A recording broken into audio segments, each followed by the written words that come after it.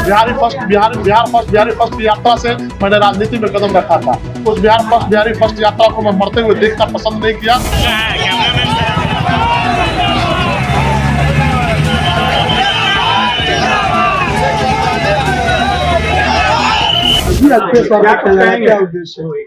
आप सब आए, इसके लिए आप सबों को बहुत बहुत धन्यवाद। आज मैं राकेश रोशन तिरहुत के महान धरती से आज तिरहुत विधान परिषद उपचुनाव में नामांकन दिया हूं। और आप सब जानते ही हैं कि चुनाव की प्रक्रिया क्यों हुई है। चुनाव आदरणीय नेता देवेश चंद्र ठाकुर जी के खाली करने से जो सीट वो सांसद बन गए, इसलिए चुनाव हो रहा है, उपचुनाव हो रहा है। चुनाव के माध्यम से हम तिरहुत के स्नातक मतदाताओं से आपके माध्यम से अपील करते हैं, इस बार तिरहुत में युवाओं, छात्राओं, शिक्षित वर्ग के लिए बात हो। जो तिरहुत कहीं ना कहीं छुपता हुआ जा रहा था, उस तिरहुत को हम चाहते हैं कि केंद्र बिंदु बने। तिरहुत में माता सीता की जननी है तिरहुत। वैशाली में सर्वप्रथम प्रजातंत्र आया था, गणराज की धरती है तिरहुत। तो तिरहुत में महावीर बुद्ध की धरती है तिरहुत। तो तिरहुत कहीं ना कहीं हिंदुस्तान के पटल पे एक बड़ी नाम है तिरहुत। उस तिरहुत को कहीं ना कहीं हम छुपता हुआ जा रहा था, कहीं ना कहीं आज राजनीतिक साजिश का शिकार हो रहा था तिरहुत। तो हम चाहते थे कि 1 साल का चुनाव तो हो सकता है, मैं कोई भी उम्मीदवार स्वतंत्र रूप से 1 साल के लिए चुनाव नहीं लड़ना चाहता है, क्योंकि सब चाहते हैं कि हम लड़े तो 6 साल के लिए बने। लेकिन मुझे एक जिज्ञासा आई, मुझे लगा कि नहीं, मैं तिरहुत की बात करूंगा, तिरहुत के लिए संघर्ष करना चाहता हूं। मैंने लोक जनशक्ति पार्टी रामविलास से इसीलिए इस्तीफा दिया था। मैं 7 वर्षों से वहां काम कर रहा था। मुझे राघोपुर से आदरणीय नेता चिराग पासवान जी ने चुनाव भी लड़ाया, लेकिन जब वो गठबंधन की राजनीति में कार्यकर्ताओं की बलि देखते मुझे लगा कि मैं एक वीर का पुत्र हूं, मैं बलि देकर नहीं मरूंगा। मैं रास्ते पर संघर्ष करते करते मरना पसंद है, लेकिन बलि देकर मरना पसंद नहीं था। तो गठबंधन की राजनीति ने कहीं ने हमारे पार्टी के 100% कार्यकर्ताओं को आज उपेक्षा महसूस हो रही है। हमारे नेता भी जो बिहार के होने वाले भविष्य थे, कहीं न कहीं एक आभा में दबते हुए जा रहे हैं। बिहारी फर्स्ट की यात्रा से मैंने राजनीति में कदम रखा था। उस बिहारी फर्स्ट यात्रा को मैं मरते हुए देखना पसंद नहीं किया, और मैं कहा कि नहीं, मुझे इस रास्ते से अलग हो जाना चाहिए।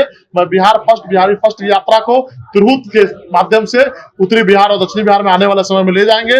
लेकिन पहली मेरी प्राथमिकता है कि हम जहां जन्म लिए हैं, जिस धरती पे पले बढ़े हैं, जिस धरती ने मुझे इतना एक समर्थ बनाया है कि हम इतनी बड़ी चुनाव लड़ सकते हैं, उस धरती के पहले धरती का कर्ज है, उस धरती के लिए पहले संघर्ष करें। और इस माध्यम से हम तिरहुत स्नातक निर्वाचन क्षेत्र से चुनाव लड़ने को तैयार हुए। और आप सबके माध्यम से अपील करते हैं तिरहुत स्नातक मतदाताओं से कि आप 1.5 लाख मतदाता भाइयों, बंधुओं, बहनों, माताओं, आप अपने हक का फैसला अपने माध्यम से करें। आप किसी के कहने पे और किसी के इधर उधर भटकावे में मत आए। क्यों? क्योंकि लोग एक तरह से परंपरा बनी हुई है कि ये स्वतंत्र प्रक्रिया है चुनाव का। तिरहुत निर्वाचन चुनाव एक स्वतंत्र प्रक्रिया है।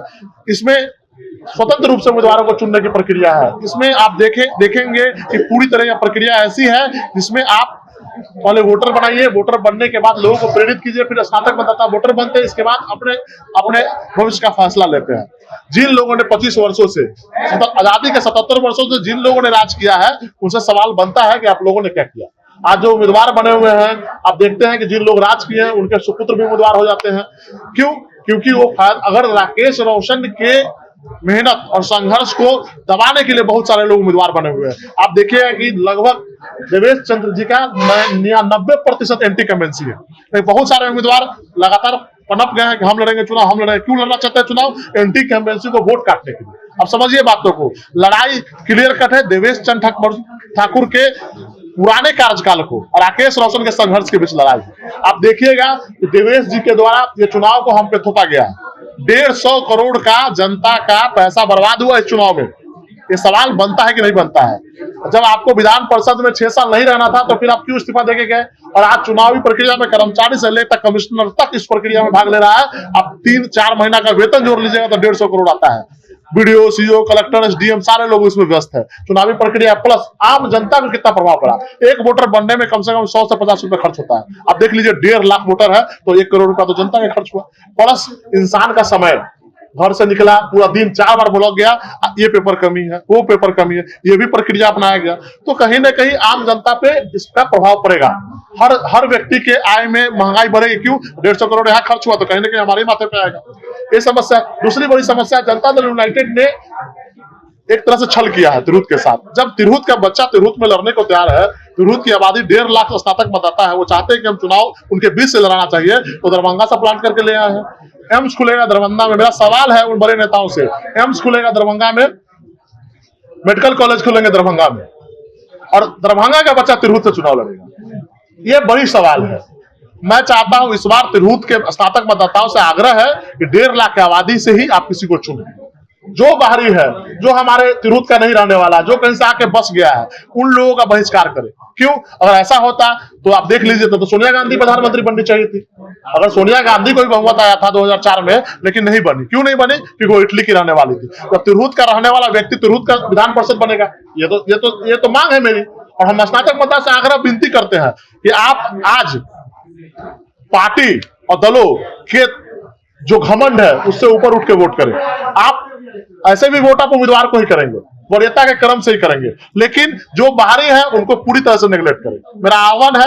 और जहां तक सीतामढ़ी की बात है, आदरणीय देवेश बाबू सीतामढ़ी से आते थे, हम सीतामढ़ी में बहुत दौरा किए। सीतामढ़ी के वोटरों में बड़ी नाराजगी है, 70% नाराजगी मेरे पक्ष में है। नहीं, वोट कटवा अगर खड़े नहीं हो, कुछ लोग वोटवटा के रूप में खड़े हो रहे हैं और खड़े नहीं हो, तो पूरी एंटी कैंपेंसी के ताकत के साथ हम बताते हैं बड़ी मार्जिन से हमारी जीत होगी। आपको इसका उदाहरण दे रहे हैं, अति पिछड़ों के सीट पर देवेश बाबू बैठ गए हैं, जाके फंड मार के बैठ गए हैं। पूरी तरह सीतामढ़ी आप देख लीजिए, इतिहास उठा के अति पिछड़ों की सीट थी। सुनील पिंटू जी चुनाव लड़ते थे, उससे पहले भी देखिए पूरा इतिहास रहा है अति पिछड़ों का, लेकिन बैठ गए जाके देवेश बाबू।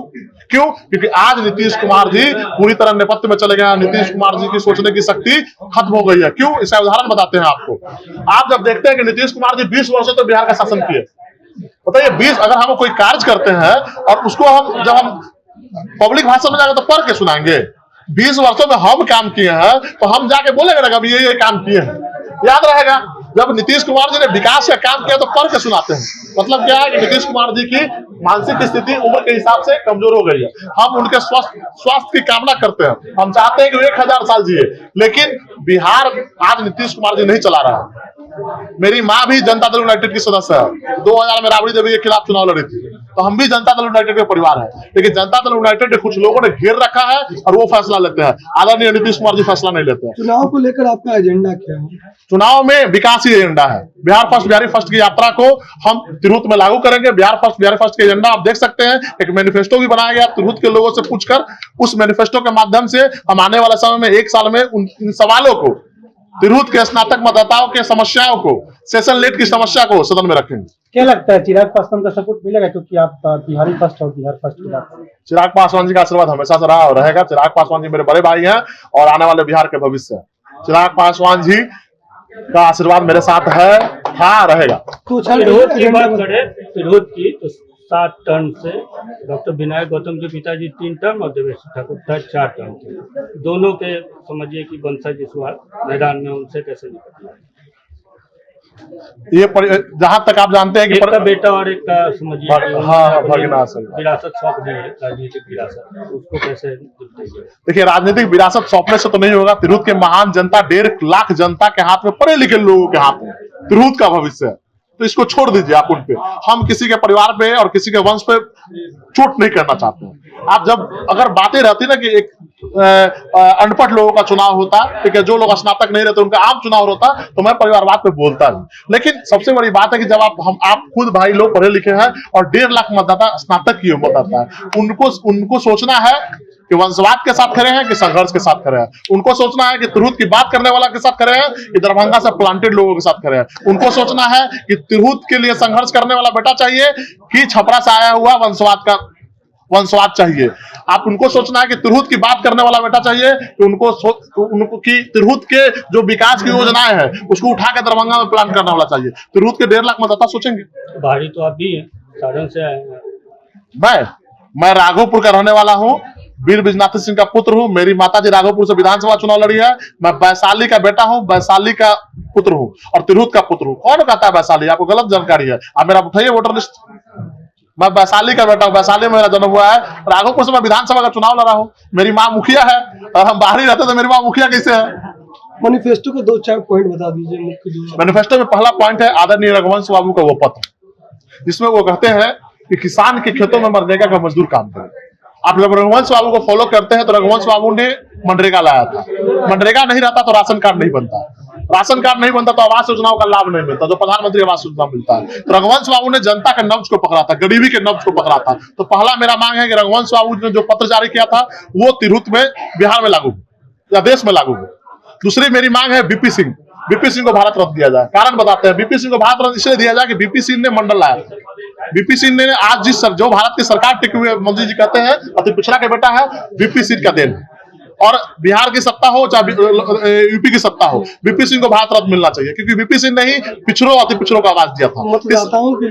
मतदाता के लिए है कि सेशन लेट की समस्या, जो हमारे युवा साथी है, छात्र साथी है, उनको सेशन लेट की समस्याओं से सामना करना पड़ता है। सबसे बड़ी बात है कि जब वो 3 साल में डिग्री लेते हैं तो उनको 6 साल में डिग्री मिलता है। इससे क्या होता है, बहुत सारे जो देश लेवल की वैकेंसी है, बिहार लेवल की वैकेंसी है, उस वैकेंसियों में उनका योगदान नहीं हो पाता, वो बैठ नहीं पाते हैं, तो कहीं ना कहीं उनका 3-4 साल बर्बाद जाता है। दूसरी मांग है कि यूनिवर्सिटी में जो स्टाइपेंड मनी है, जो दलित महादलित के बच्चों को मिला है, इसके लिए सरकार को बहुत बहुत धन्यवाद। लेकिन बाकी का 90% आबादी को स्टाइपेंड मनी से दूर रखा गया है। इसमें उस पैसे को बंदरवाट करके कहा गया कि वो पैसे को आप यूनिवर्सिटी के विकास की योजनाओं में खर्च कर दिया गया, जबकि आप भी जानते हैं, आप लोग मुजफ्फरपुर के पत्रकार साथी है, कितना पैसा बिहार यूनिवर्सिटी पे खर्च होता है, कितने की योजना आती है। अगर आप आरटीआई से मांगेंगे तो आपका होश उठ जाएगा। तीसरी बड़ी मांग है कि कुलपति के रजिस्ट्रार का ट्रांसफर आसानी से हो जाता है सरकार को, और सेशन लेट है या पीजी की जो समस्या, तमाम तरह के कोर्स की समस्या है, अभी भी बहुत सारे कोर्स पीजी नहीं चलते बिहार यूनिवर्सिटी में, उन कोर्सों को खोला जाए। चौथी बड़ी समस्या है कि आप डीम्ड यूनिवर्सिटी कम से कम आए। अगर एक ही यूनिवर्सिटी है तो यूनिवर्सिटी खुले, ठीक है, मुजफ्फरपुर में आसपास में, वैशाली में खुले, सीतामढ़ी में खुले। यूनिवर्सिटी की बड़ी समस्या है, एक ही यूनिवर्सिटी में लोग पढ़ने के लिए 1.5 करोड़ आबादी इस पर डिपेंड है। तो डिपेंडेंसी खत्म हो, वैशाली में भी यूनिवर्सिटी खुले, सीतामढ़ी में यूनिवर्सिटी खुले, इससे बच्चों को आसानी से डिग्री मिलेगा और बच्चों को भी ज्यादा यातायात भी नहीं करना पड़ेगा, उनको पैसा भी बचेगा। जब अपने घर पे रह के डिग्री ले सकते हैं तो मुजफ्फरपुर में किराए का मकान हो, ढूंढना हो, परिवार से अलग रहना हो, और जो सबसे बड़ी लेट की सेशन की समस्या है उससे जूझना हो, इन तमाम तरह की समस्याओं के लिए हम सदन में सवाल करें।